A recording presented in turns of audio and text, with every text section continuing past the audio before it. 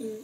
Hi, this is McGowan, Mannina, and Savanna Watkins doing our 3-minute philosophy on Mary Astell for Mrs. Wilkinson, period 8. Mary Astell was born in Newcastle, England, 1666.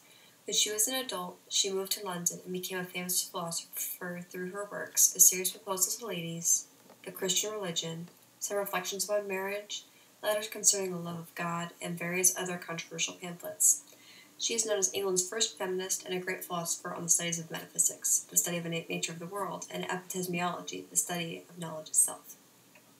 Metaphysics. Her theory of metaphysics basically said that there is an infinite and pure God who made pure human minds in corruptible bodies. Therefore, the root of sin is in our bodies, rather than our minds or souls, and our bodies are what keep our minds from perfection.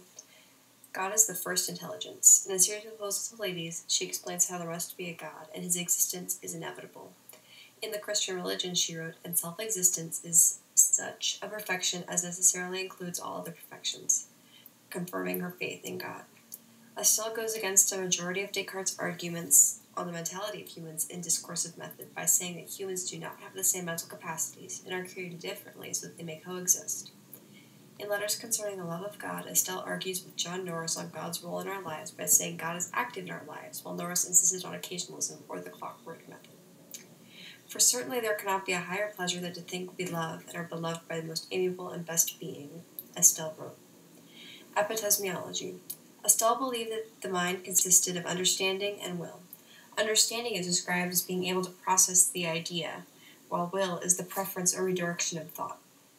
Understanding is supposed to lead and guide the will. For example, if a person understands how to bake a cake, then their will should be baking a cake successfully. She holds the idea that God gave us innate ideas, and using our reasoning skills, we can decide or execute our will. She believed that true knowledge couldn't be forced upon people, that it must be self-evident. She wrote, every body has so good an opinion of their own understanding as to think their own way the best. Feminism. She wrote about feminism in A Serious Proposal to Ladies. She tried to start an all-female college, using both secular and religious classes, because of her seminal ideas found in this novel.